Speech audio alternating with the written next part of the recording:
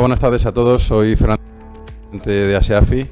Me gustaría daros la bienvenida a todos a este tercer evento online que organizamos desde la asociación, en especial a nuestros socios, a nuestros patrocinadores y a todo el equipo técnico y administrativo de ASEAFI, que son los responsables de que todo esto pues, salga perfecto. Hoy, como sabéis, tenemos un tema, la verdad, muy crítico, que es la actualidad y perspectivas de los mercados, temáticas de la recuperación, como decía, con grandes profesionales que nos van a acompañar y nos van a guiar en lo que son todos estos temas. Como avance, me gustaría bueno, pues dibujar sobre todo y resaltar la importancia de la figura del asesor financiero durante esta crisis. Es crítico para inversores, ahorradores, tener un profesional al lado que realmente tenga la experiencia y la alineación de intereses que pueda ayudarles en su toma de decisiones de inversión. Por otro lado, vamos a hablar también de temáticas muy importantes, grandes industrias que se han visto afectadas en términos negativos y en positivos, como pueda ser el tema de las comunicaciones y la salud. Y también vamos a hablar de bueno, la gran tendencia que recorre los mercados, que son la inversión socialmente responsable, los criterios ESG, que, como todos sabéis, es una tendencia que está aquí para quedarse y que está transformando nuestra industria, enfocándola no solamente hacia la rentabilidad financiera, sino también cuidando su impacto social. Para eso contamos una vez más, como no puede ser de otra manera, con una gran profesional y amiga, que es Susana Criado, que la tengo aquí a mi lado. Nos vamos a poner a una distancia de seguridad, y la palabra para que inicie lo que es la jornada. Susana, gracias. Muchas gracias a todos los asociados por conectarse y por compartir esta jornada, este evento online. Enseguida vamos a dar paso a los protagonistas, que son ellos los que realmente van a hacer balance y nos van a contar en qué momento estamos desde el punto de vista económico, pero sobre todo cómo ven los mercados de aquí a final de año y qué tendencias son las que van a salir ganadoras en los próximos meses. Eso va a ser enseguida, pero antes, yo aprovechando que estás aquí, que acabas de llegar desde Valencia, me gustaría, Fernando, que me dijeras, acabas de coger el testigo de Carlos García Ciriza al frente de SEAFI, al frente de los asesores financieros. Yo creo que su figura ha salido totalmente reforzada durante este COVID, pero ¿tú cómo lo ves a día de hoy, 6 meses después del primer confinamiento? ¿Cómo y en qué pilares se ha apoyado el crecimiento de la figura del asesor financiero? Como te decía antes, creo que muchas veces nos acordamos de Santa Bárbara cuando truena, ¿no? Entonces, hemos vivido grandes tendencias durante esta época de mercado, pero la realidad es que cuando las cosas vienen mal es muy importante tener al lado a una persona, a un profesional que realmente apoye lo que son las decisiones, ¿no? Y evite que se tomen decisiones precipitadas. En este sentido, como hemos dicho muchas veces en los medios, de interés público, como los médicos o como los abogados. Sé que no todo el mundo coincidirá con esto, ¿vale? Pero evidentemente desde ASEAFI lo que queremos hacer es poner en valor esta figura que ha salido muy reforzada en la crisis. ¿Cómo lo vais a hacer? ¿En qué te vas a apoyar? ¿En qué se va a apoyar ASEAFI para aprovechar este impulso y que realmente toda la sociedad pensemos que necesitamos un asesor financiero como necesitamos un abogado o necesitamos el médico de cabecera, ahora más que nunca? Bueno, pues nuestras líneas estratégicas para este nuevo ejercicio, que son, por un lado, pues intentar obtener condiciones para que el asesoramiento financiero realmente se desarrolle en España con otros países. Hablamos de condiciones regulatorias, de equidad, de gastos, de costes, para que realmente haya muchos asesores financieros y cualquier cliente, independientemente de su patrimonio, tenga un asesor financiero cercano. Por otro lado, evidentemente, los temas de comunicación, digitalización, para que podamos seguir dando nuestros servicios a nuestros clientes, aunque sea a distancia, porque no sabemos cuánto va a durar esta situación de pandemia. Y, en tercer lugar, que también lo he nombrado, que nuestros clientes cada vez más integren la necesidad de vigilar el impacto social de sus inversiones. Y eso es algo con lo que la industria está totalmente comprometida y que está creciendo a ritmos muy, muy elevados. Ahora tienen una oportunidad, los momentos son muy complicados, ¿no? Pero en los momentos de crisis y de gran incertidumbre y de cambio, que estamos viendo que esto es un cambio de la sociedad, de la economía y también de la industria, los asesores, muchos de ellos, aunque sean pequeños, tienen una gran oportunidad para hacerse valer en este mercado tan complicado y tan competitivo y tan bancarizado. Sí, efectivamente. La propuesta de valor es clara, frente a otras alternativas que a nuestro juicio pues aportan menos valor, son alternativas un poco más industrializadas, ¿no? Es fundamental que un inversor o una inversora, un grupo familiar, tenga un asesor que sea capaz de proponerle cosas que estén adaptadas a su perfil de riesgo y de rentabilidad. Entonces, entendemos que es una figura fundamental para cualquier inversor, cualquier ahorrador de este país. Pues adelante con el reto, adelante con esta nueva etapa al frente de ASEAFI y nada, enhorabuena por este evento online que he visto el panel y es de primera línea y además con temáticas complementarias y muy constructivas. Me gusta. Gracias, Susana. Además, como nos vamos a seguir viendo, o sea que no nos podemos despedir hasta mucho tiempo. Muchas gracias y espero que les parezca interesante la jornada.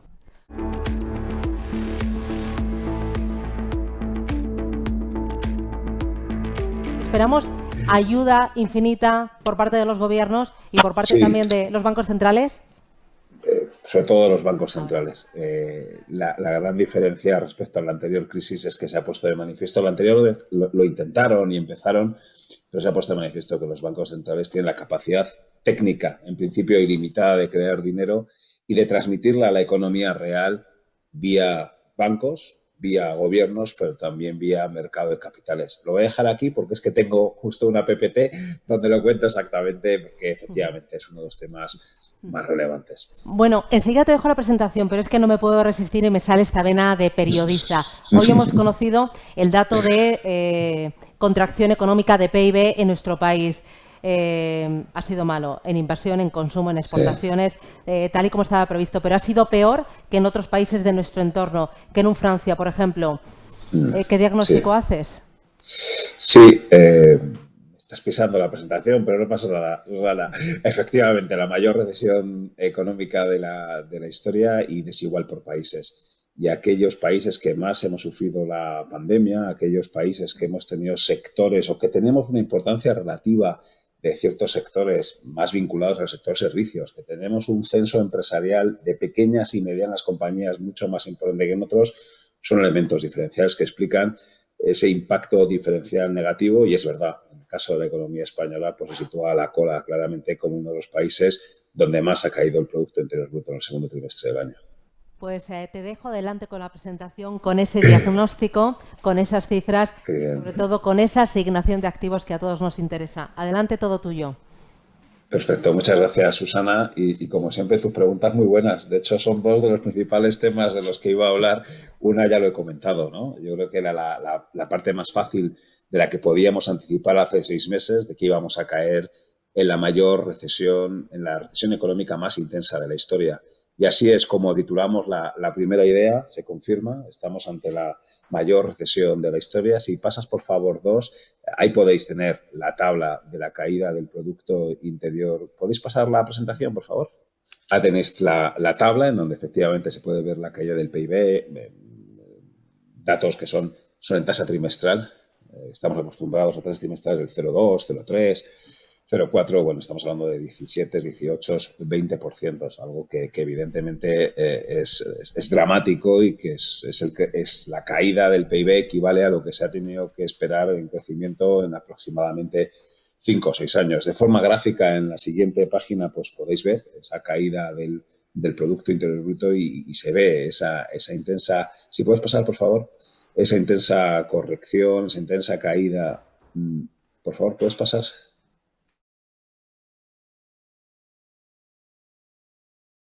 Sí.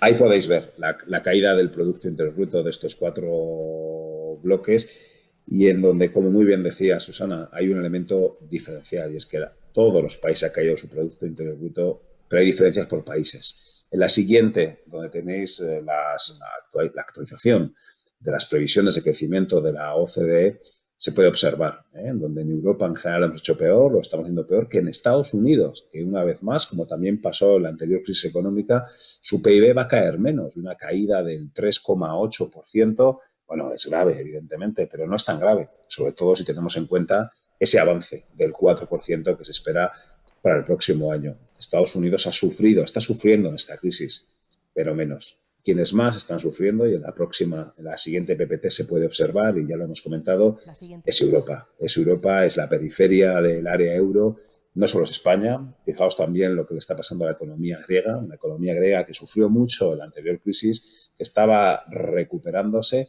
pero que la caída acumulada del Producto Interior Bruto en estos 2 trimestres del año llevan a un balance francamente negativo, ¿no? No voy a incidir mucho más, lo preguntabas, de forma muy acertada, Susana, ese peor comportamiento relativo nuestro. Creo que no merece mucho más la pena entrar en la parte negativa, que efectivamente existe, sino que, bueno, quiero comentar algunos de los elementos favorables. Hay un elemento favorable sobre el que tal vez no se ha hablado tanto y es lo que entró en la siguiente PPT, y es la capacidad de crecimiento de la economía china, ¿no? Para mí es la principal evidencia de recuperación. La siguiente página se puede observar esa tasa de crecimiento del PIB y se ve cómo el PIB en el segundo trimestre del año ha crecido o creció más incluso que lo que cayó en el primer trimestre del año. Eso lo que está provocando es que la tasa de crecimiento interanual, en la siguiente página se ve perfectamente, la tasa de crecimiento interanual ya está en cifras, si puedes pasar por favor, ya está en cifras positivas. Por favor, ¿podéis pasar?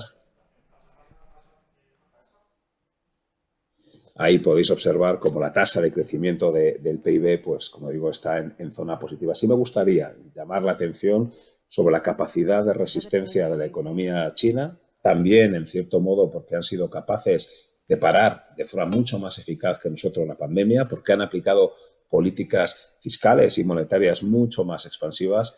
Y en esa carrera que tiene China para alcanzar a Estados Unidos como primera economía del mundo, pues este año claramente va a ir cerrando y va a ir abriendo gap contra el resto de economías. Eso en variables financieras es importante.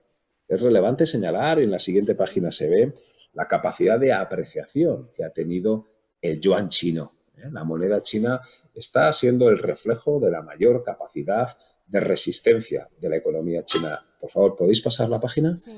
Tenéis ahí la evolución de, como decía, del tipo de cambio del yuan contra el dólar y esa capacidad de recuperación reciente. Y en la siguiente sería un mismo gráfico, pero contra el tipo de cambio del euro. Y vuelve a pasar un poco lo mismo. El yuan se está recuperando contra el euro. Ante la constatación de que China va a ser una de las pocas economías que este año va a crecer, bueno, pues los capitales están regresando hacia ese país y eso está permitiendo un crecimiento de sus mercados financieros. No solo el mercado de divisas, no solo el mercado de renta variable, sino otro punto que me gustaría llamar la atención. La siguiente página, por favor, es la evolución de los tipos de interés del yuan chino. Y esto estamos hablando de la deuda pública. La deuda pública de China es una de las pocas en donde los tipos de interés están en niveles que no están mal. Estamos hablando de tasas del orden del 3%. Eso, junto con cierta perspectiva de que la moneda china se pueda apreciar, es uno de los argumentos que nos llevan, en las preguntas que hacías al principio, Susana, en nuestro asset allocation, a tener claramente sobreponderado el mercado chino. Un mercado chino que cada vez tiene que ser considerado más como una categoría de activo propio. Y tiene sentido que analicemos ese asset class, renta variable china, renta fija china, además, en moneda local. Si esto ya era importante hace, no sé, 4 o 5 años, desde luego ahora más. Y el COVID no ha hecho más que acelerar la constatación de que hay que considerar no solo la economía china, sino sobre todo los activos financieros chinos. Y bueno, se puede invertir de forma directa o evidentemente en un mercado como China. En la siguiente página, por favor, lo que podéis observar son algunos de los fondos de inversión en los que nosotros materializamos nuestras carteras. Esta apuesta, como digo, de la inversión en renta fija china. Por tanto, la mayor recesión económica de la historia, pero contamos con evidencias positivas de recuperación. Claramente es el caso de China, pero el resto de economías, incluso también la economía española, en el tercer trimestre del año vamos a tener tasas de crecimiento inéditas, en este sentido, por positivas. Por favor, en la siguiente página lo que podéis ver son las previsiones en tiempo real y ahí os he puesto el link. La Reserva Federal de Nueva York todos los viernes por la tarde tiene un modelo, un notecast donde puedes tener las previsiones de crecimiento para la economía china, para la economía de Estados Unidos en el tercer y en el cuarto trimestre del año. Bueno, ahí podéis ver las cifras. Un crecimiento del PIB del 15%. Trimestral en el tercer trimestre del año y del 7% en el último cuarto del año. Sí me gustaría llamar la atención, lo he comentado antes, Estados Unidos ha sufrido la crisis, pero mucho menos que Europa y es posible que el próximo año haya cerrado el gap, todo lo que ha perdido este año lo haya podido recuperar. Creo que Estados Unidos ha vuelto a demostrarnos su capacidad de respuesta mucho más rápida, mucho más flexible, es una economía mucho más robusta y en términos de gestión de carteras es el dólar de lo que voy a hablar. estamos incorporando dólares en cartera. Bueno, yo diría que ya los habíamos incorporado hace 2 o 3 años. En ese asset allocation que preguntaba Susana, lo que cada vez estamos buscando más es encontrar activos refugio, activos que pueden ejercer de refugio ante las posiciones largas en renta variable. Ya no lo es el bono alemán, que está en tipos negativos. Hemos tenido que buscarnos la vida en otros sitios. Bueno, seguramente sea el dólar.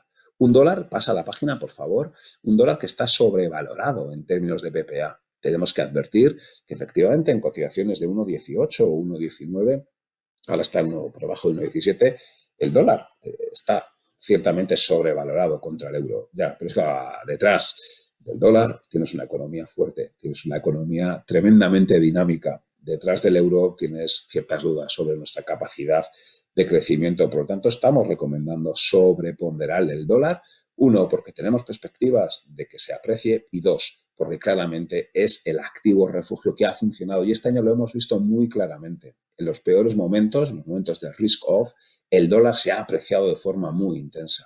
Luego, los periodos de recuperación de risk on, bueno, el dólar se ha depreciado. Pero si volvemos a tener otro risk off, claramente, entendemos que el dólar es un activo refugio. ¿Y cómo lo invertimos? A través, por favor, la siguiente página lo tenéis, de la compra de deuda pública de Estados Unidos. Es verdad que los niveles de tipos de interés de la deuda pública de Estados Unidos no están en niveles tan altos como meses atrás. El 10 años americano está en el 0,70 y el 30 años americano está en el 1,5%. Pero sin ninguna duda, si tenemos una nueva recaída, un nuevo risk-off, entendemos que este es un activo refugio, y de ahí que estemos sobreponderando la inversión en deuda pública americana denominada en dólares sin cubrir el riesgo de tipo de cambio y tratando de alargar duraciones, un T-note a 10 años o incluso un T-bond a 30 años. En tus preguntas iniciales, Susana, hablabas de los bancos centrales. Quiero dedicar la siguiente parte, efectivamente, a hablar del papel protagonista de los bancos centrales. Aquí discutimos mucho los economistas, no existe un consenso sobre si lo están haciendo bien o no, si es acertado o no, si esto es la semilla de la próxima crisis. Yo siempre he defendido públicamente que creo que lo están haciendo muy bien los bancos centrales. Y por favor, pasa a la siguiente página. Pasa, por favor. Otra. Ahí podéis ver, en la siguiente página, podéis ver la evolución del tamaño de la Reserva Federal, del balance de la Reserva Federal y del balance del Banco Central Europeo, y ver cómo el incremento del tamaño, que aproximadamente han sido 4,7 billones de euros, se ha producido, eso es, en 6 meses. Ha sido un incremento mucho más intenso que la anterior crisis, y la anterior crisis estuvieron incrementando el balance durante 5 o 6 años. La magnitud de la reacción de los bancos centrales ha sido impresionante y, a mi modo de ver, satisfactoria, y menos mal que estaban los bancos centrales. Dejadme que dedique 2 minutillos al caso del BCE, que es el que más nos interesa. Evidentemente, 1,7 billones de euros es lo que ha creado el Banco Central Europeo, es decir, 1,7 veces el PIB español. Y en la siguiente página, por favor, ahí tenéis desagregado ese 1.700.000 millones, cómo está distribuido. De ese 1,7 billones, el BCE ha destinado 1 billón a prestárselo a los bancos y 700.000 millones a la compra de activos de renta fija. El BCE se ha convertido en el principal inversor de bonos en euros del mundo, con esos 700.000 millones de euros que ha comprado. ¿Cuál es la intención? Y es el esquema que te comentaba Susana en la pregunta. En la siguiente página, por favor, tenéis ese esquema. Ese esquema es cómo el Banco Central Europeo ahí arriba ha creado ese 1,7 billones de euros en forma de base monetaria con el objetivo de llegar a la economía real, de llegar a las pymes, de llegar a las familias, de llegar a los autónomos. ¿Cómo? A través de los bancos comerciales. Esta vez no está habiendo un credit crunch, esta vez gracias a la solvencia de los bancos, es verdad que también gracias a los avales de los gobiernos, los bancos están concediendo crédito. Está aumentando lo que se llama el multiplicador monetario. Cada euro de base monetaria se está trasladando en oferta monetaria que está llegando a la economía real, y menos mal. Pero no solo está llegando a través de los bancos comerciales, que están ejerciendo una función de transmisores de la política monetaria, también a través de los estados que antes comentaba Susana, unos estados que están disparados en términos de déficit público, pero que están consiguiendo financiarlo sin ningún problema. Qué distinta esta situación respecto a la de hace 10 años, cuando la prima por riesgo de España se nos iba a los 600 puntos básicos y el Tesoro español tenía que pagar el 7%. para poder financiar el déficit público. Esta vez no, gracias a que el Banco Central Europeo está comprando bonos y va a seguir haciéndolo. Y en principio podría seguir haciéndolo de forma ilimitada. Y eso es uno de los elementos diferenciales. Y el tercer segmento, fijaos, también esta vez el mercado de capitales está ejerciendo. Esta vez las grandes corporaciones no están teniendo problemas para emitir en el mercado primario de bonos. Y esto es muy importante porque además se están financiando a tipos muy, muy bajos. Claro, como macroeconomista, este PPT me encanta porque veo que no hay un credit crunch y veo que esta vez la capacidad de resistencia ha sido superior para la amenaza macroeconómica que hemos tenido. Como gestor de carteras me gusta un poco menos, porque claro, esto lo que está provocando es que los tipos de interés de la deuda pública estén en niveles absolutamente bajos.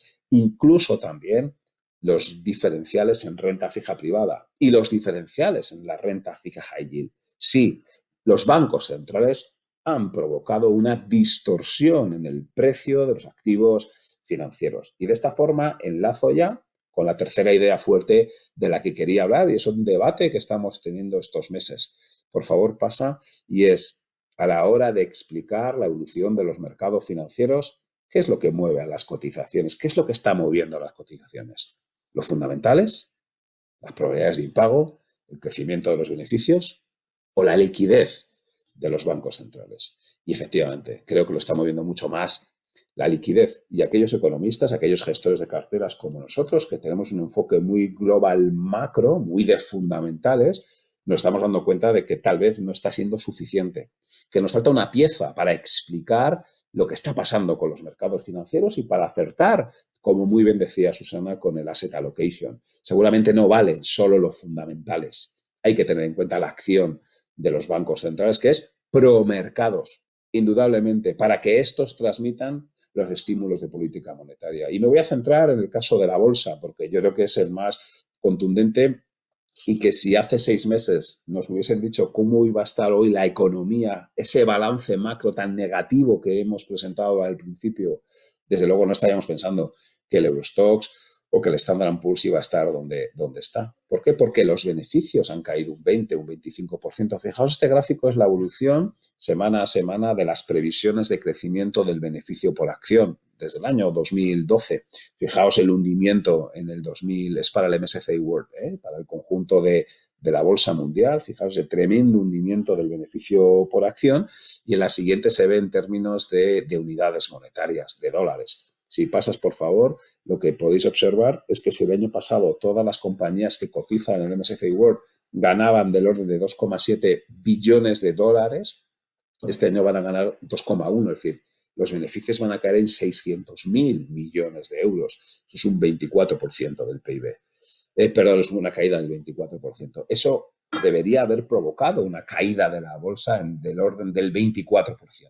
Pero aquí es donde surgen las preguntas. Dice, bueno, no, porque los bancos centrales están interviniendo, no tanto en el mercado bursátil, pero sí en el mercado de bonos. Y al final, si las TIRES son bajas, las tasas de descuento son bajas y el valor presente de los beneficios son más altos. Bueno, ahí está el debate, insisto, es un debate sobre el que discutimos los economistas. U otro aspecto distinto, y es, vale, cuidado, los beneficios este año van a caer un 24%.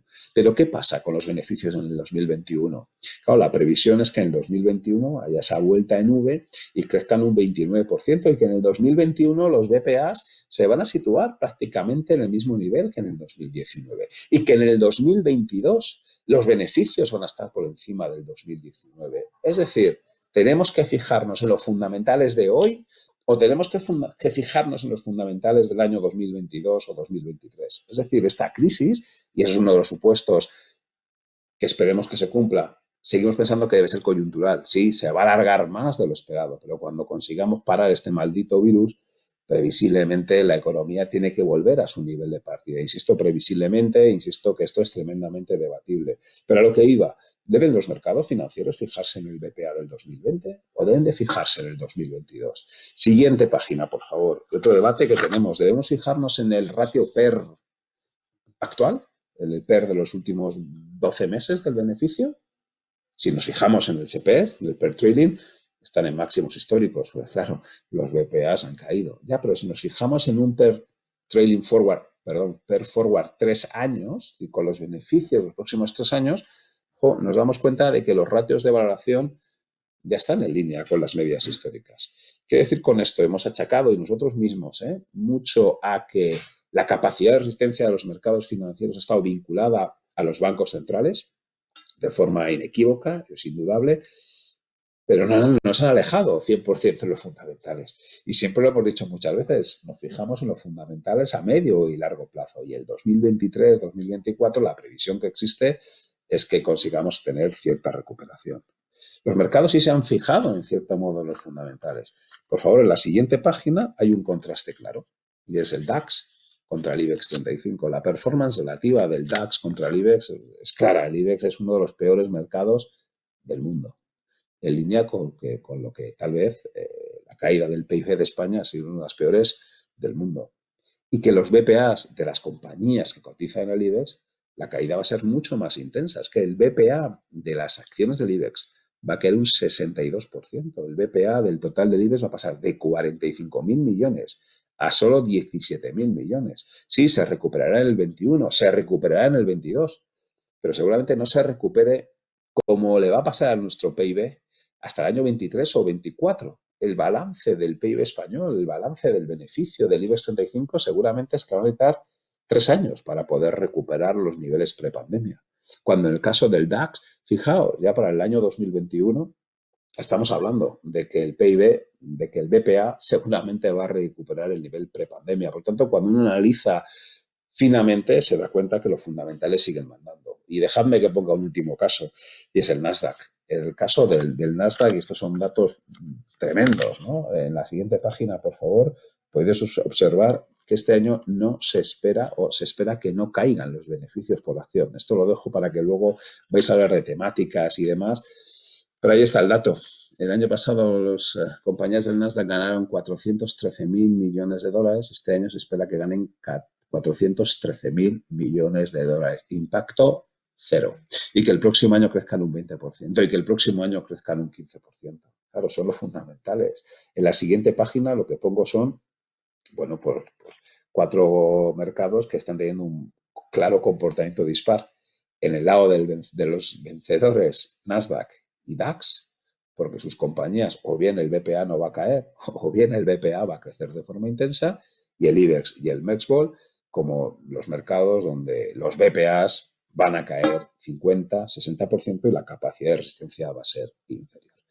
Dejadme solo en 3 minutos, en el punto 4, para ese asset allocation, esa idea cuarta, ese asset allocation que preguntaba Susana. Claro, pensamos que al final la renta variable tiene que estar, deuda pública estamos infraponderados, estamos algo infraponderados en renta fija y yield. Y muchas veces lo que nos están preguntando es, oye, ¿qué elementos de cobertura puedo tener a esa posición larga en renta variable? Bueno, pues después de estos 6 meses hemos visto qué elementos de cobertura nos pueden funcionar y ahí os aporto 4 ideas, 4 tipos de ETF se puede comprar a través de fondos de inversión. Pongo ETFs que nosotros tenemos en nuestras carteras.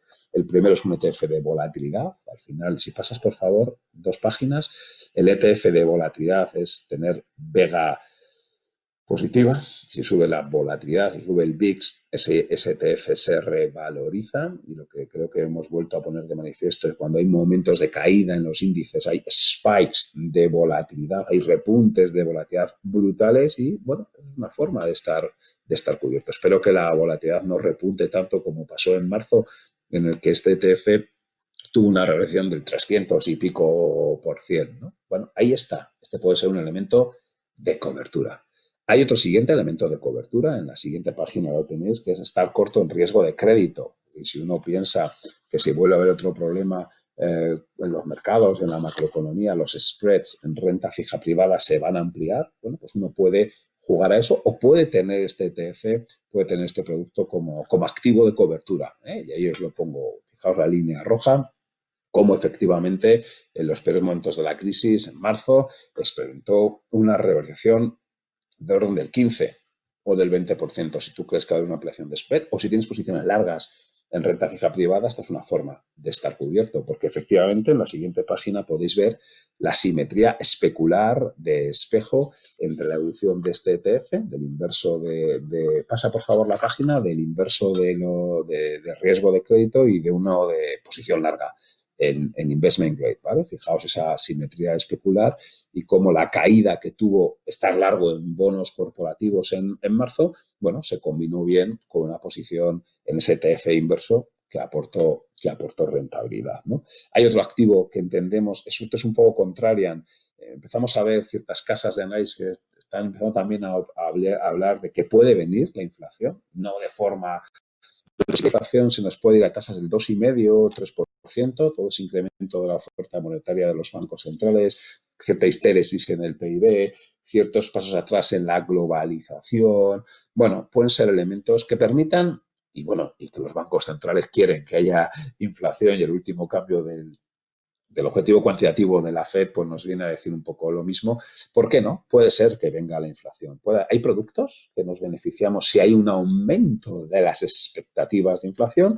Pues la siguiente página, por favor, tenéis un ETF también que lo que hace es tiene break-even de inflación. Y ese ETF gana dinero si hay un aumento de las expectativas de inflación. Si pasas la página, por favor, un ETF de break-even de inflación que ha ido mal en los últimos tiempos, porque en los últimos tiempos la inflación no ha hecho más que bajar y las expectativas también, pero por eso digo que puedes pasar, por favor, es jugar un poco a contrarian, pero si crees que va a haber a futuro un cierto repunte de inflación, bueno, pues ahí pongo un ETF que lo pueda hacer bien. Y por último, evidentemente, el otro activo que se ha revelado como activo refugio, además de estar largo en dólares que he dicho antes a través del bono americano, son los metales preciosos, ¿no? Pasa, por favor, oro, plata, platino y paladio. Hablamos mucho del oro, pero no solo está el oro. Como metales preciosos, pues también tenemos la plata, el platino y el paladio. Y evidentemente nosotros estamos incorporando esto en nuestras carteras. No, aquí sí me gustaría advertirte una cosa. Los metales preciosos son tremendamente volátiles. Son más volátiles incluso que la renta variable. Digo con esto, cuidado, que el oro, igual que gana un 20, lo puede perder, ¿eh? Es decir, que es un activo que efectivamente ejerce como refugio, pero que hay que tener cuidado porque es un activo volátil. Y por ajustarme al tiempo, Susana, si te parece, aquí termino.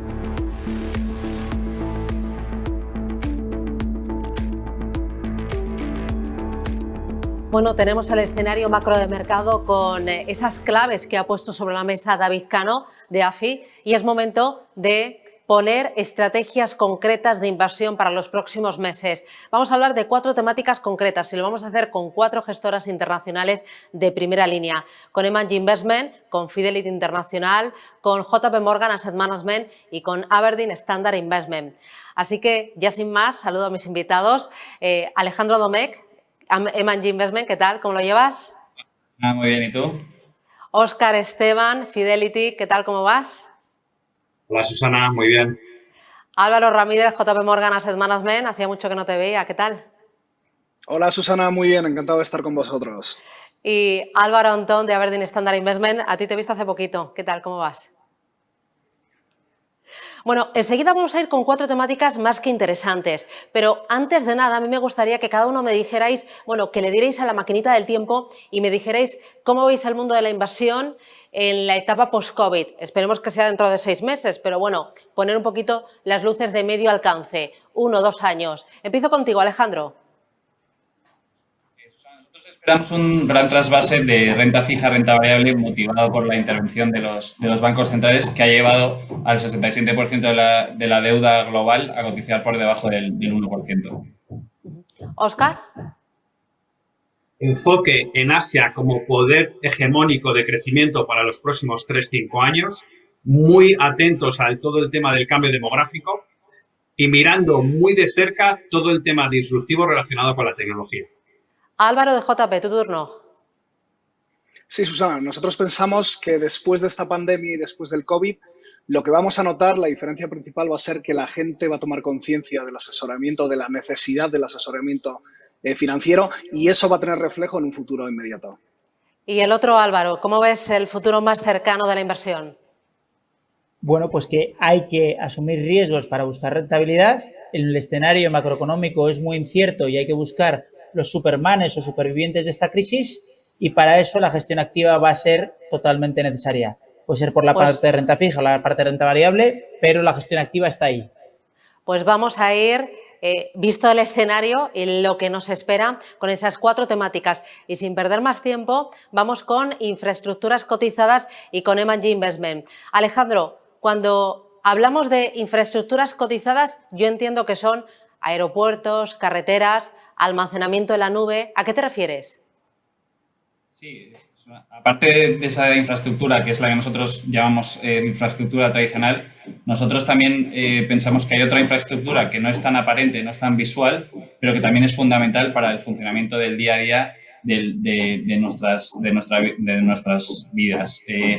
¿Qué vemos en ese aspecto? Aparte de esos aeropuertos, centrales nucleares y carreteras, pues también pensamos que hay una infraestructura social, una infraestructura que tiene un perfil de beneficios distinto y un perfil del activo también distinto. Estas son hospitales, centros de salud o bienes civiles, y también pensamos que existe una infraestructura de evolución que sustenta todo lo que nosotros, pues ahora mismo está muy en boga, que es ese mayor uso de la tecnología que lo permite. Por ejemplo, las redes de fibra óptica subterráneas que permiten que se traspasen los datos. También los grandes centros de datos, que son grandes edificios logísticos donde se almacenan y procesan todos esos datos que llamamos la nube, y de los que se aprovechan empresas como Google, Amazon y Netflix. Y luego, por otro lado, también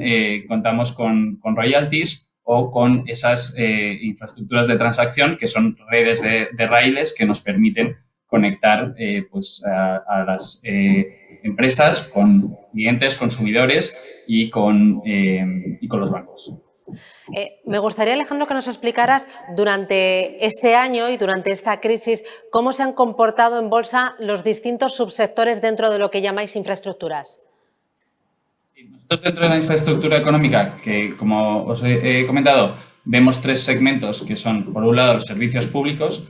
Ahí hemos visto que han sido muy resilientes por el carácter crítico, porque al final es el agua, la electricidad, pues todo ello ha aguantado muy bien en beneficios. De hecho, hemos visto que en los últimos meses es de los únicos segmentos cuyos beneficios se han incrementado y han aguantado fuerte, mientras que el 23% del S&P ha caído en sus estimaciones de beneficio en este mismo periodo. Por un lado, porque están apoyando los estados a las familias, y por otro lado hemos visto que existe una gran oportunidad porque en el mercado han caído, pues porque los inversores somos muy miedosos. Entonces hemos aprovechado para incrementar la cartera y cogiendo exposición a 6 nuevas compañías.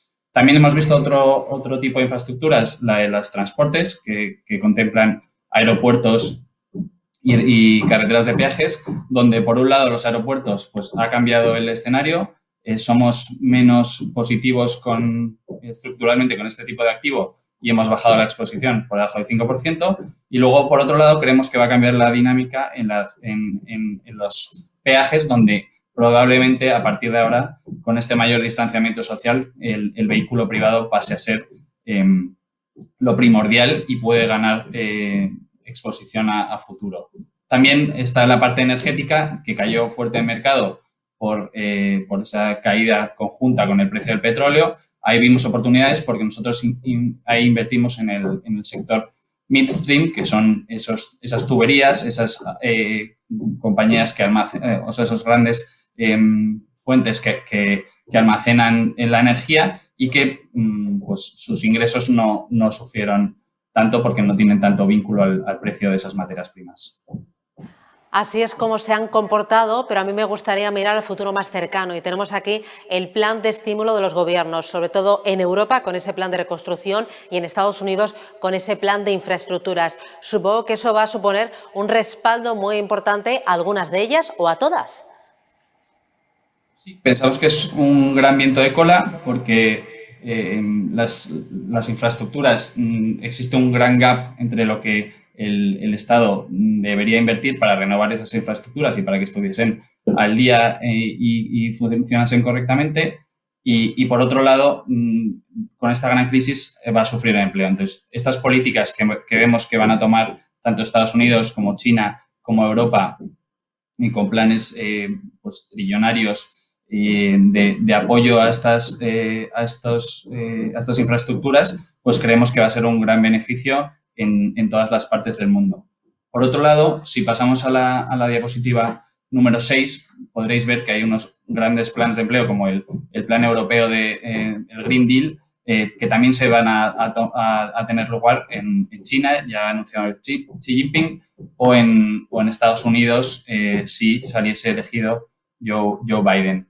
En este caso, pues lo que se fomenta, pues por ejemplo, poniendo el caso de Europa, que lo podemos ver en la diapositiva número 6, serían pues las energías renovables, la economía circular, la mayor utilización de hidrógeno, y existen planes que van a destinar el 30%, por ejemplo, del presupuesto de la Unión Europea de aquí, de 2021 a 2027. O sea, que son fuertes planes que van a apoyar a gran parte de nuestra cartera, que está posicionada, si vemos la diapositiva número 7, en energías renovables, en transporte del futuro, urbanización, conectividad universal, con compañías, pues en el caso de energías renovables tenemos una gran exposición a NextEra Energy, es una de las compañías que hemos aprovechado para comprar durante estas caídas y que ha tenido un gran comportamiento desde entonces. Ha superado,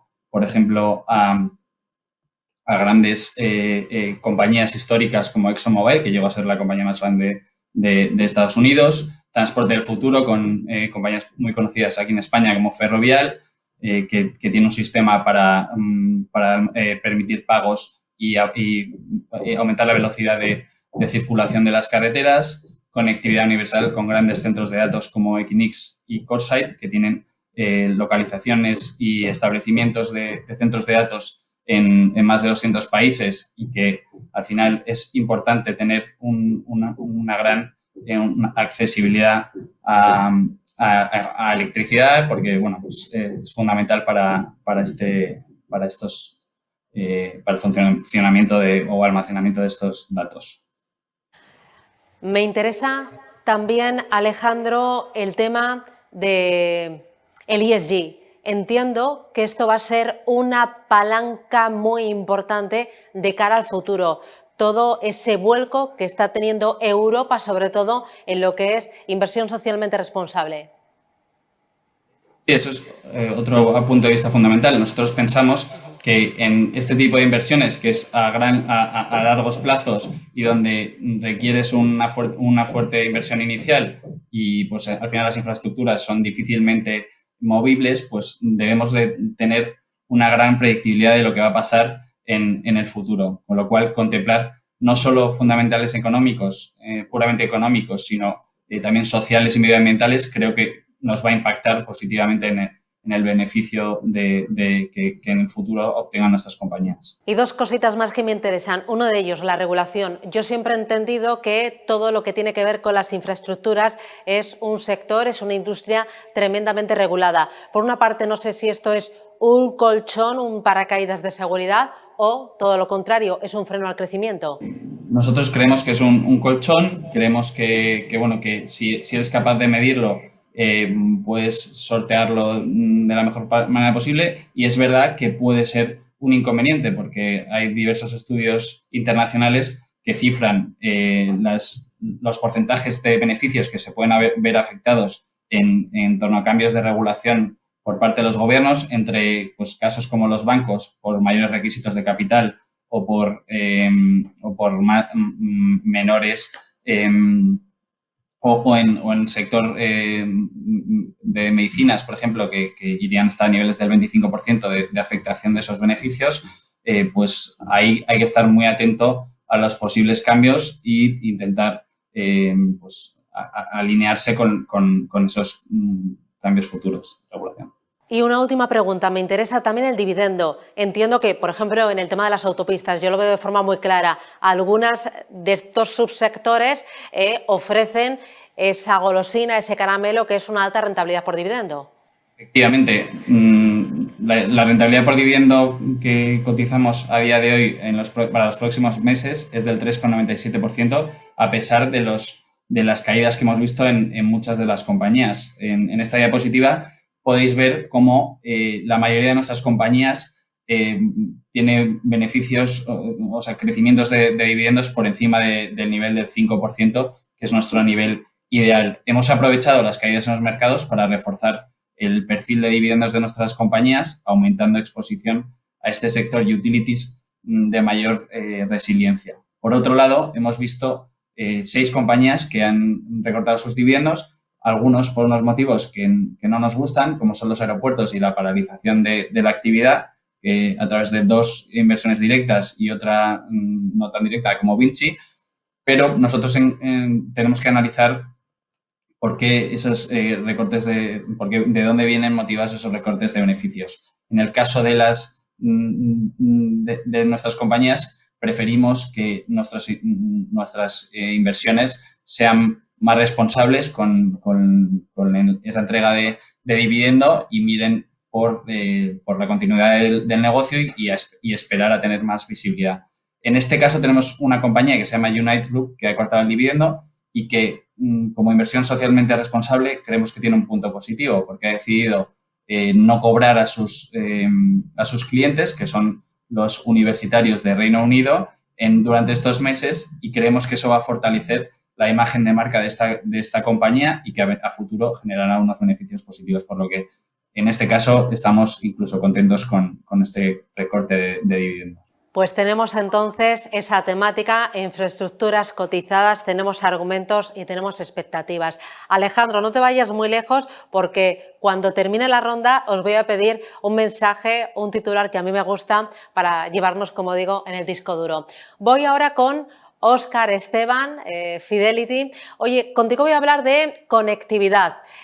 Cuando hablamos de conectividad, yo entiendo que es tener wifi, ¿no? Que yo, por ejemplo, este evento que estamos haciendo online, que funcione con fluidez, que mi teléfono móvil esté continuamente conectado, que incluso yo con conectividad de las cosas, ¿no? También, ¿no? Que en casa, desde un aparatito, yo pueda controlar el televisor, la persiana, la nevera y lo que haga falta. ¿Qué es conectividad? Efectivamente, Susana, conectividad es eso y mucho más. Se denomina conectividad a la capacidad de establecer una conexión, ya sea de comunicación interpersonal o también entre aparatos, y que eso te permita en un momento determinado, pues tú, cuando estés llegando a tu casa, poder encender la televisión, poder encender cualquier tipo de electrodoméstico para tenerlo preparado cuando hayas llegado a tu casa. Eso es una de las partes interesantes de la conectividad, y es por eso por lo cual nosotros creemos que invertir y enfocarnos ahora mismo dentro de la conectividad es un paso muy importante, sobre todo por los efectos del COVID-19. La conectividad no es más que la habilitadora de toda la disrupción tecnológica que estamos viendo hoy en día. Es la que permite a lo que es la tecnología el poder desarrollarse tal y como lo estamos viendo actualmente, y a través de, por ejemplo, este teléfono que yo tengo, voy a poder pasar las diapositivas que vais a ver en la presentación desde mi casa a 5 o 7 kilómetros desde donde estás tú. Eso es para nosotros la conectividad. Bueno, cuéntame, Óscar, ¿por qué desde Fidelity ponéis el foco en esta temática de largo plazo? ¿Cuáles son los argumentos? Pues mira, lo primero de todo es hacer un repaso a la historia y el por qué esa conectividad ha sido tan importante a lo largo del tiempo. Los seres humanos necesitamos comunicarnos, necesitamos estar conectados, ya sea con señales de humo en la prehistoria, ya sea a través de carreras maratonianas en Grecia, como el antiguo maratón que vimos y que inició los Juegos Olímpicos, o ya sea a través de la radio, la televisión, la radio hace 150 años, la televisión hace 100 años, o 25 años Internet. Y cómo no, si venimos a nuestros tiempos, un TikTok o un WhatsApp de turno. Es una constante evolución. ¿Y por qué es esto? Aparte de esa necesidad que estamos viendo relacionada con todo el tema relacionado con la conectividad. Pues fíjate, voy a pasar y ahí os voy a dar los porqués. Primero, porque estamos pasando del sector analógico a digitalización. Y de esa digitalización estamos pasando al móvil, a poder operar a través de móviles, a poder interconectar todo a través de aparatos móviles que no sean fijos. Y esta es una tendencia de innovación, de disrupción, que, insisto, es la habilitadora a todos los cambios que estamos viendo hoy en día. Requiere una gran comprensión y una comprensión profunda de las cosas, de ese sector de conectividad que va a mejorar el resto de los sectores que estamos hablando, van a hablar mis compañeros relacionados con las infraestructuras y otras temáticas en general. Pero sin lugar a dudas, la conectividad está en el núcleo de desarrollo y en el núcleo central para poder habilitar al resto de innovaciones.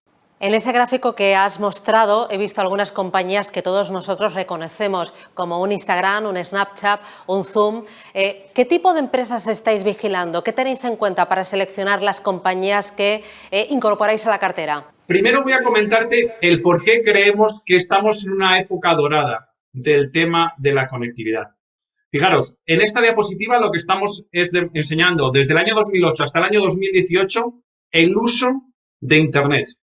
En azul clarito es el uso de Internet a través de los ordenadores, a través de los elementos fijos, y en marrón lo que fue del año 2008 al año 2011 el 3G y desde el 2011 en adelante el 4G. Vemos cómo el 4G lo que hizo fue incrementar de una forma exponencial el uso de Internet, el uso de los datos a nivel global. Por eso creemos que estamos en una época disruptiva y en una época dorada de lo que es todo el tema relacionado con la conectividad.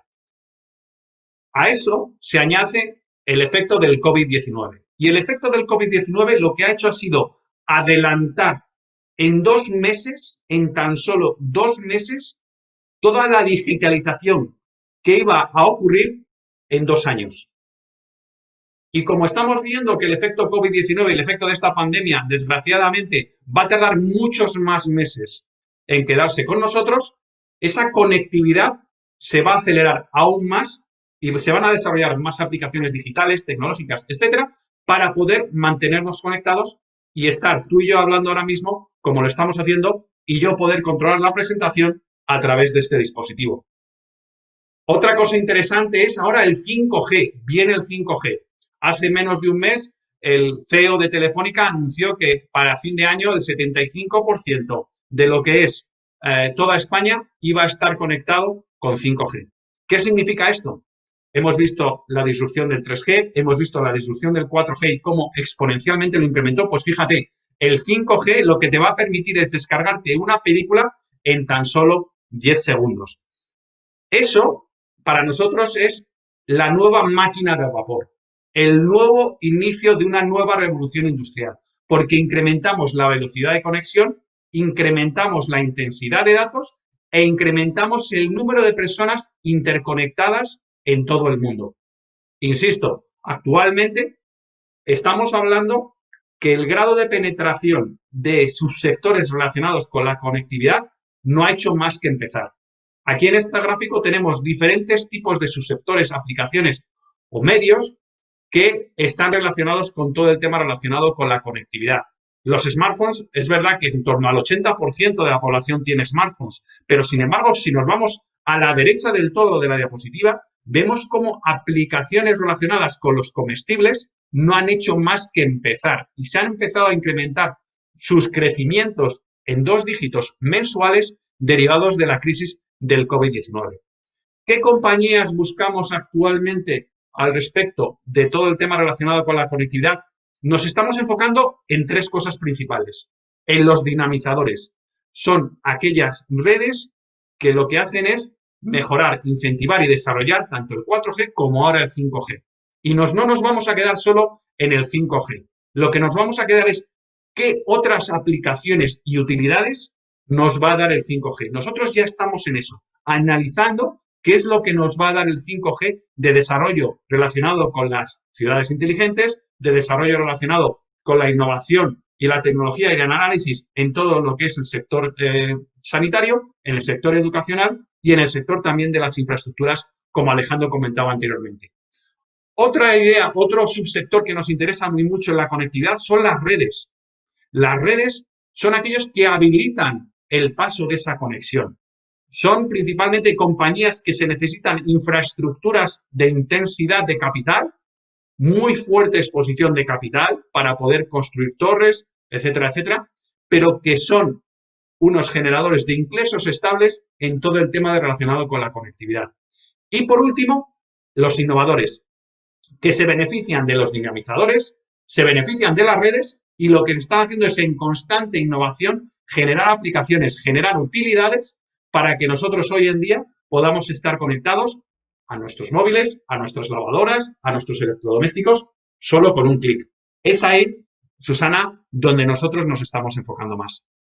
Claro, veo dinamizadores, redes, innovadores. La verdad es que lo estabas contando y estaba viendo cómo en mi casa todos estamos continuamente conectados, que la conexión es una auténtica necesidad. El tener, ya sabes, las redes sociales, el móvil, todo. Esto está muy bien, pero no llegamos demasiado tarde al tren por las altas valoraciones, porque la verdad durante esta crisis hemos visto que lo han hecho muy bien estas compañías cotizadas. Efectivamente, puede parecer que lleguemos tarde, pero no son solo esas compañías las que tenemos que mirar. Esas son parte, pero no todas. Nosotros hemos hecho un estudio y lo que hemos visto es, comparado con los PERES y los free cash flows de los últimos 15 años de diferentes compañías, es verdad que algunas, y lo vemos en el gráfico de la izquierda, están en su percentil más alto de valoraciones, pero hay muchas otras compañías que todavía se han quedado bastante rezagadas y aún así están generando muy buenos ingresos desde el punto de vista de la inversión, desde el punto de vista del accionista. Están generando esos beneficios. Y sin embargo, en los mercados todavía no han visto refrendado ese buen comportamiento. Es ahí donde nosotros nos estamos enfocando. No todo es Facebook, no todo es Amazon, no todo es Google. Son una parte, pero no el todo. Por eso nosotros nos enfocamos en esa otra parte para poder beneficiarnos de los ganadores de esta edad de oro que te he comentado, que es el nuevo inicio del 5G y todo lo que va a desarrollar por delante. Pues tenemos ahí argumentos y tenemos ejemplos. No te vayas muy lejos, Óscar, porque en la recta final te voy a pedir, igual que al resto, el colofón, el broche de oro. Me voy con la siguiente temática, con Álvaro Ramírez de JP Morgan Asset Management. Álvaro, ¿estás ahí? Contigo voy a ver el tema de la salud y la verdad es que yo pensándolo, la salud siempre ha sido muy importante. ¿Quién nos recuerda esa canción de salud, dinero, amor? Pero ahora somos más conscientes que nunca de que la salud es el number one, es la prioridad. Sí, totalmente, Susana.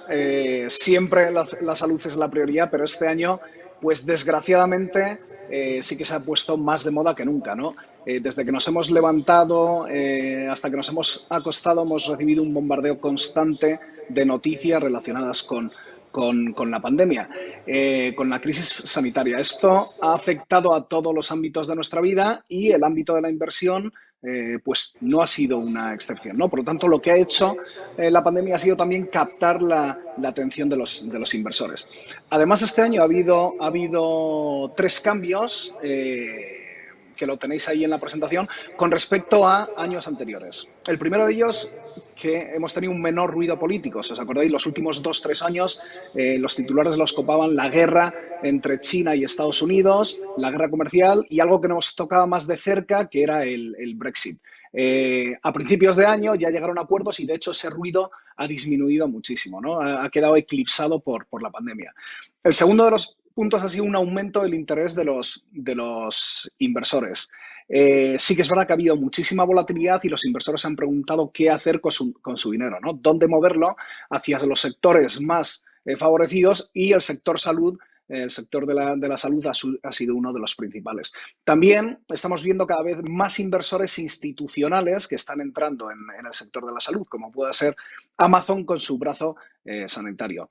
Y por último, el impacto del COVID este año, ¿no? Que ha influenciado en todas las áreas, como decíamos.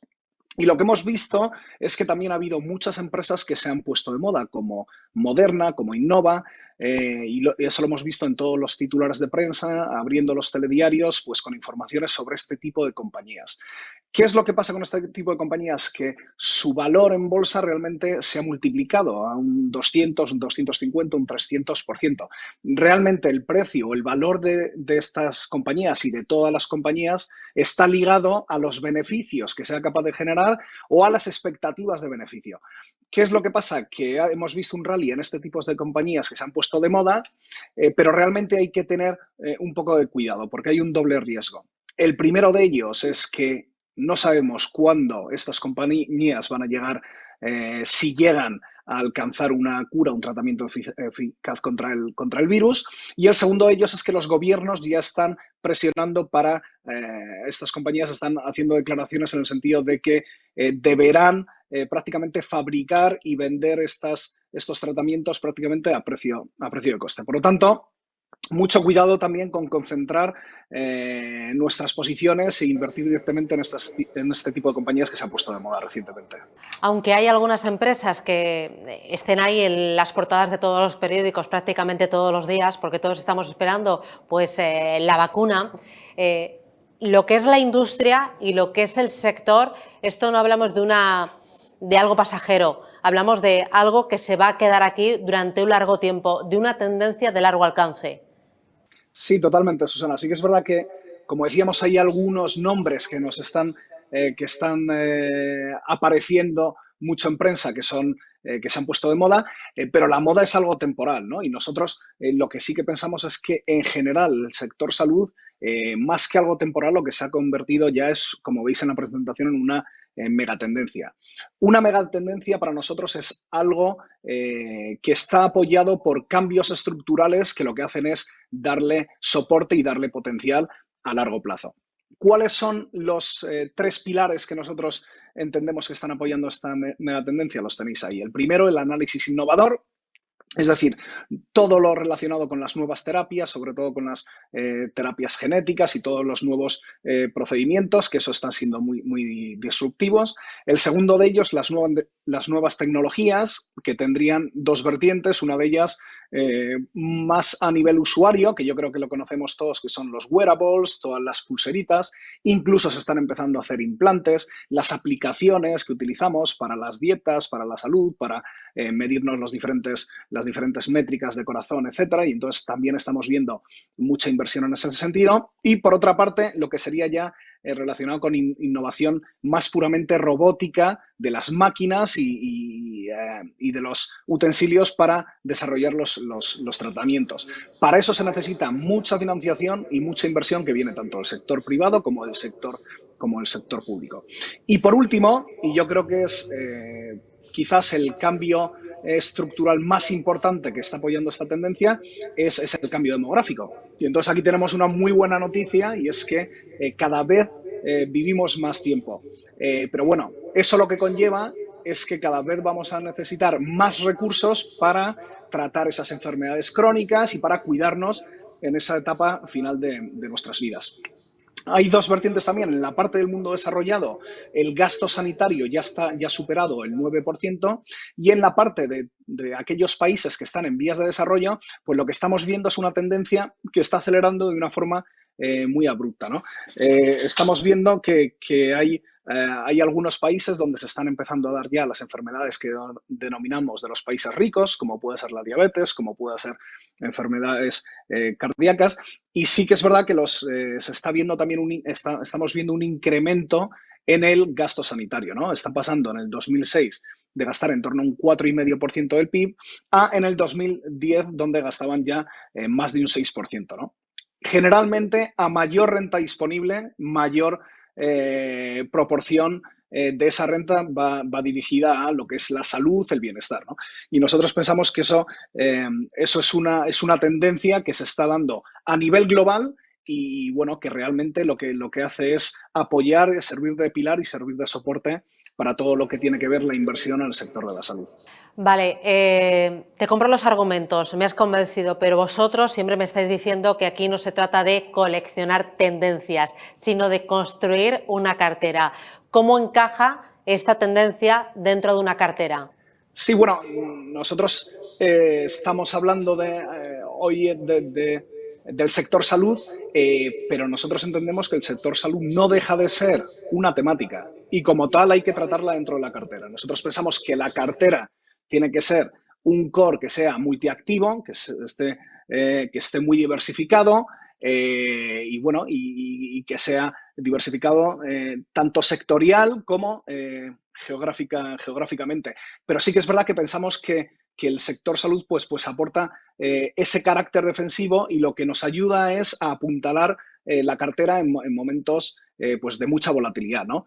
Os he traído un gráfico que lo veis aquí en la presentación, aquí debajo, que yo creo que es interesante. Y este gráfico lo que vemos es cuál ha sido la revisión de los beneficios de los diferentes sectores hechos por nuestros accionistas desde JP Morgan y también un poco el consenso de mercado. Y lo que veis a la derecha del todo, que es, vemos ahí recuadrado con puntos discontinuos, pues veis que precisamente aquellos sectores que son farmacéuticos, servicios médicos, biotech o medtech, pues han sido los que menos han sufrido, ¿no? Los que junto con la tecnología, los que menor revisión negativa han sufrido. Por lo tanto, recordar que hay que mantener una cartera diversificada, una cartera core, multiactivo y bueno, y la temática de sanidad pues está muy bien como satélite para apuntalar esa cartera en momentos de mucha volatilidad y que nos proporciona ese carácter defensivo. Vale, esto está muy bien, pero sabéis que a mí siempre me gusta ponerle cara, ojos a cada una de las estrategias y me ayuda mucho si me ponéis ejemplos concretos. Háblame de alguna compañía.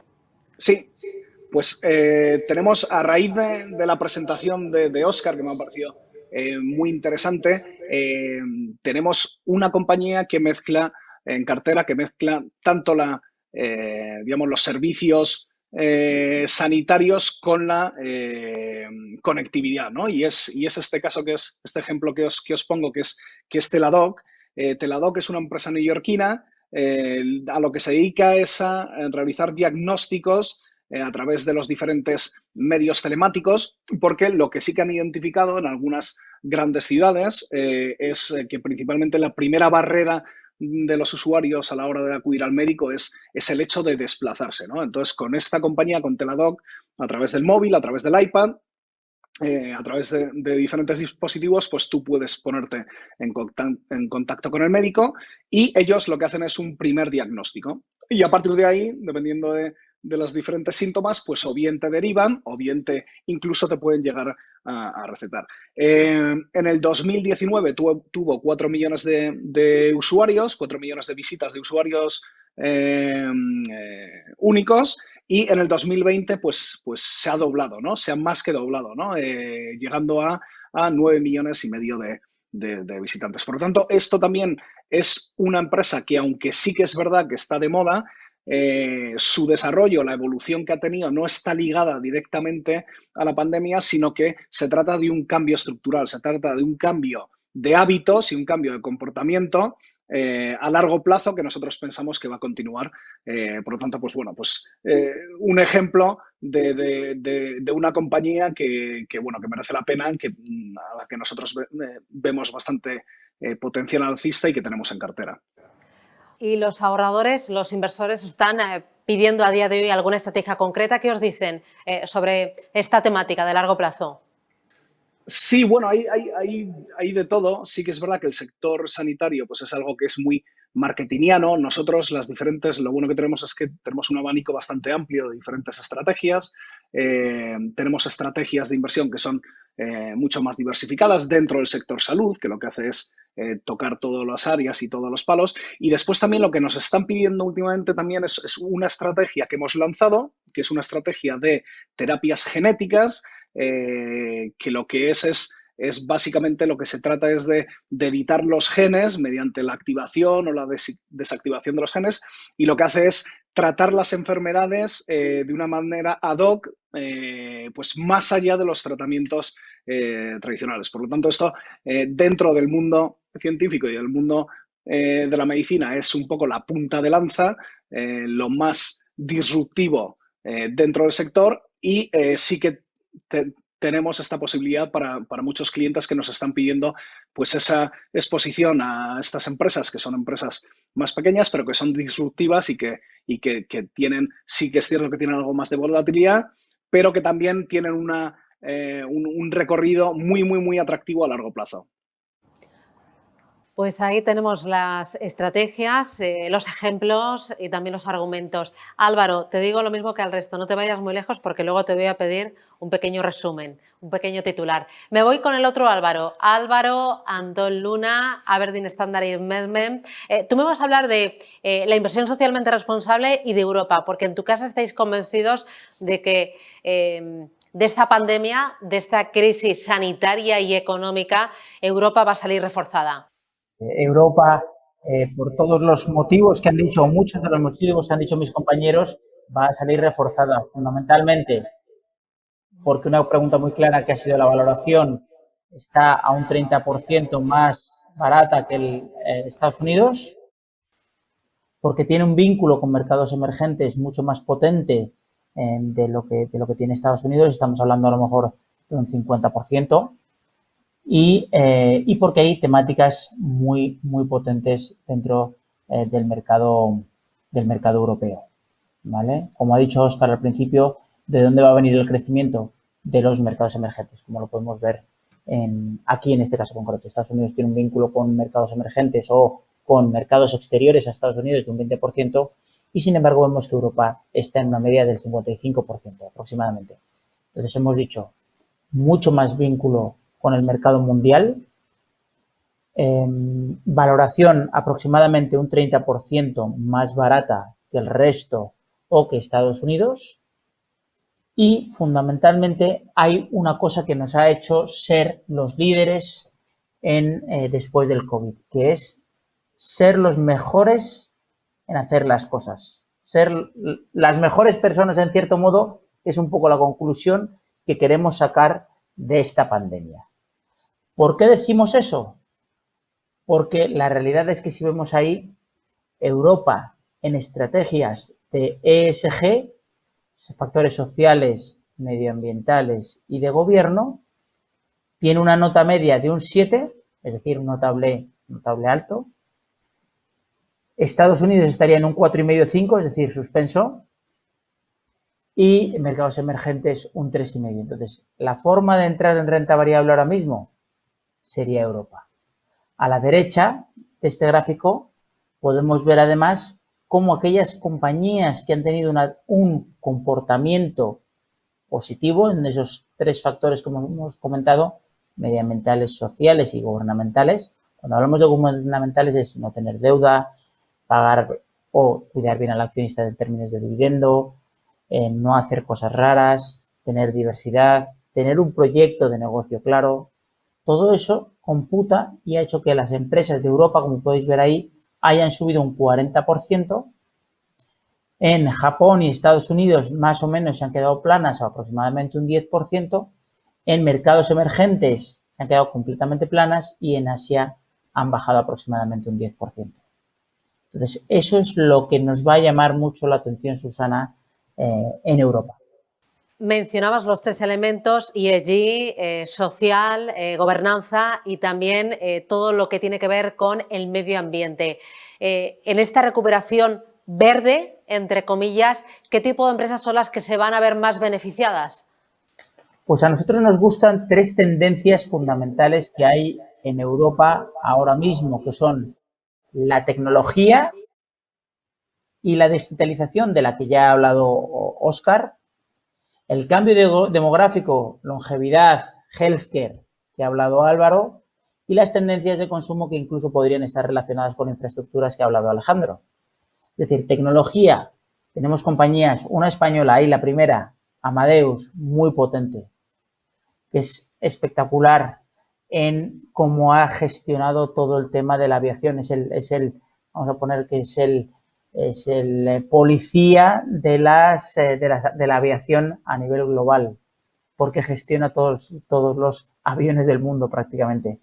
ASML, sin ella no existirían móviles, es completamente necesario. SAP, yo creo que muchos empresarios conocemos lo que es, ¿no? Cambio demográfico y longevidad. A los viejitos hay que cuidarlos, y más con este COVID. Yo creo que todos vamos a hacer un esfuerzo con que los viejitos o los mayores, los que vamos haciendo los mayores, tengamos ese cambio demográfico muy claro. Essilor Luxottica son todo el tema de los ojos, etcétera, etcétera. Amplifon, para oír bien.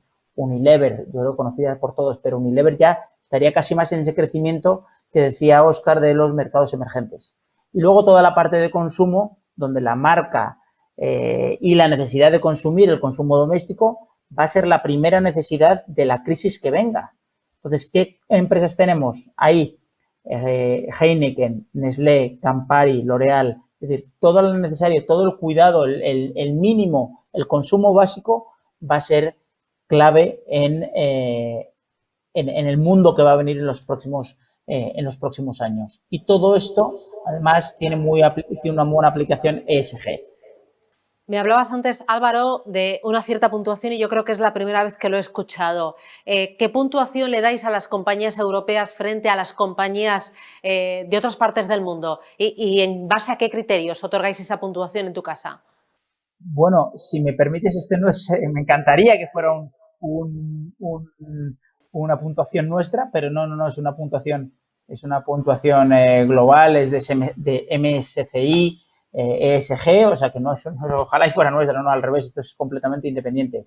Pues mira, en la parte de la izquierda, ahí en el slide número 13, puedes ver cómo las compañías europeas empiezan en el 2008 en un 6,5, ¿vale? Y han ido subiendo hasta un 7, por encima del 7, ¿vale? Estados Unidos en el 2008 empieza en un 4, es decir, un suspenso clarísimo, insuficiente que conocíamos nosotros, insuficiente, ha pasado a un 5 raspado justo a finales de 2019. Y mercados emergentes, que son las tres medidas, han pasado de un 3,5 a un 3,5. Se han quedado, es decir, han hecho un esfuerzo. Como puedes ver, en 2011 y 2012 hay un esfuerzo en ESG, pero luego 2013 y 2014 vuelven a caer y más o menos se mantienen. Entonces, ese es el análisis de notas medias, es de 0 a 10, con lo cual yo por eso hablo de notable como lo conocíamos. En la ESO ahora mismo ya no sé cómo se llama, pero yo entiendo que es notable, suficiente e insuficiente, y las únicas que aprueban con buena nota son las compañías europeas, y es lo que creo que vaya a hacer un movimiento claro hacia el flujo europeo. En la derecha puedes ver cómo se han comportado esas mismas zonas geográficas con esas notas medias. Bueno, yo creo que sinceramente en la ESO las notas son las mismas que las de siempre, notable, bien, sobresaliente, insuficiente, suspenso, no sé cómo lo llaman. Donde cambia es en los de primaria infantil, que ya necesita mejorar, pero bueno, todo lo hemos entendido muy bien. Oye, esto está muy bien, pero dame ideas concretas de inversión. A mí sabes que me gusta nombres y apellidos.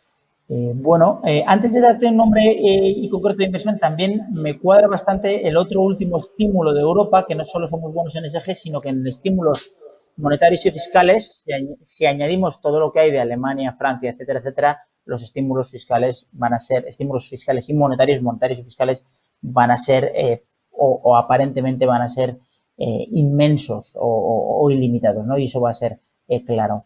Ejemplos, bueno, yo creo que antes he comentado alguna, pero voy a comentar una compañía que me gusta a mí especialmente, en la que invertimos, que se llama Nemetschek, está dentro de la tecnología y digitalización, porque si hubiéramos conocido Nemetschek, todos los españoles viviríamos más tranquilos. ¿Por qué? Porque Nemetschek inventa un software que es de necesaria aplicación y además está firmado para toda la construcción de edificios públicos en el este de Europa y Alemania, y básicamente lo que hace es construirte un edificio en 5 dimensiones.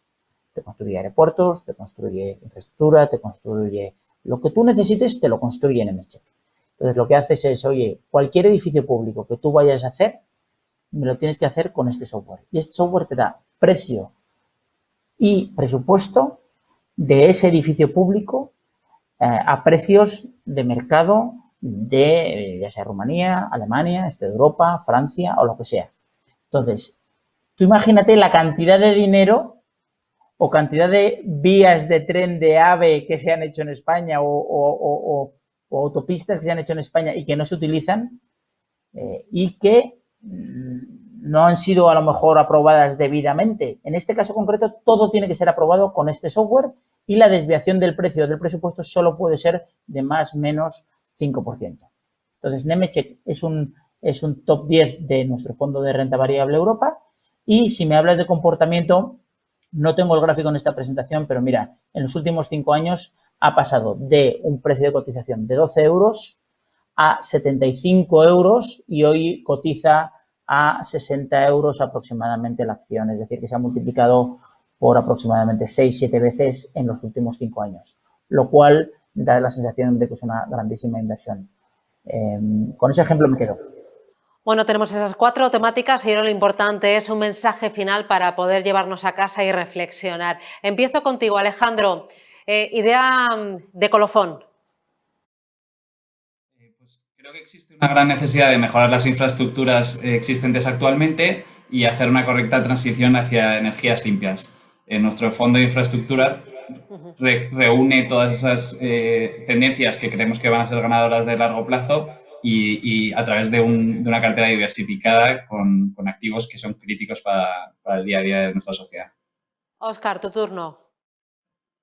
Bueno, pues mira, vamos a beneficiarnos de todos estos sectores, de toda esta innovación tecnológica que estamos viendo en todos los sectores que hemos comentado, con el gran habilitador de todo ello, que no es otro que la conectividad. Por eso, lo que vamos a hacer es pasar del 5G al más allá. Impresionante. Álvaro, en ese más allá.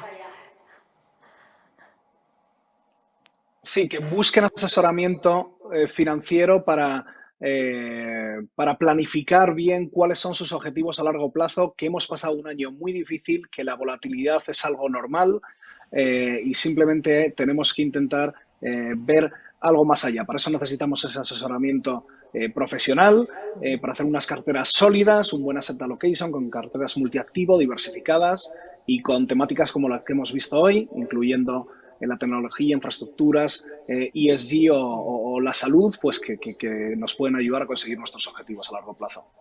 Y el otro, Álvaro, tu turno. En este escenario incierto hay que buscar gestión activa, los líderes de mercado, sin deuda y que nos permitan solventar y batir al mercado. Hay que poner el dinero a trabajar y en este caso concreto nosotros pensamos que son las temáticas europeas las que ayudarán a nuestros inversores.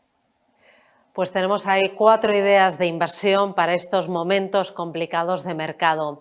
Muchísimas gracias Alejandro Domecq, M&G Investment, Óscar Esteban, Fidelity Internacional. Muchas gracias también Álvaro Rodríguez, JP Morgan Asset Management y Álvaro Antón de Aberdeen Standard Investment. Gracias a todos ustedes que se han conectado y que han podido seguirnos y les invito a todos ustedes a también seguirnos en todas las redes sociales y a poder contactar con ASEAFI para poder acceder a todas las presentaciones y a toda la documentación. Muchísimas gracias y hasta el siguiente evento online. Hasta pronto. Gracias.